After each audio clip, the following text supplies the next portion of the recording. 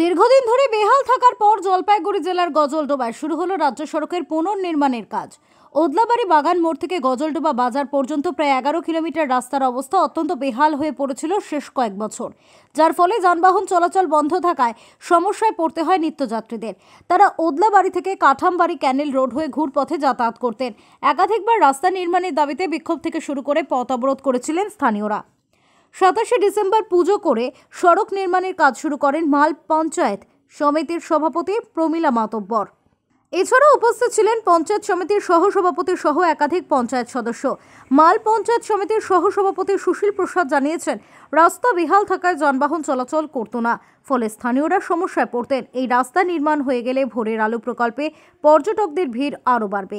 আগামী বর্ষার আগে রাস্তার কাজ শেষ হবে বলে পূর্ত দফতর সূত্রে খবর। কাজ শুরু হবে এখান থেকে, যেটা উদ্বোধন হলো, সব গজলডোবার লোক খুশি। আর আমরা গজলডোবার লোক না হওয়াতেও, যদি অন্য অঞ্চলের থাকাতেও এই রোডে আমরা যাই, তখন ভাবি কখন এই রোডটা শুরু হবে। এই রোডটা হওয়াতে সবাই আজকে আনন্দ পুরো খুশি আছে।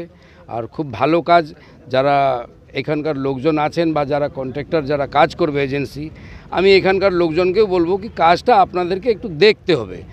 এর আগে যেরকম কাজ হয়েছে আমরা দেখেছি ফরেস্টের এখানে, কাজটা কিন্তু বেশি দিন টিকে নেই। এখন জলপাইগুড়ি থেকে উজ্জ্বল হরির রিপোর্ট, ওঙ্কার বাংলা।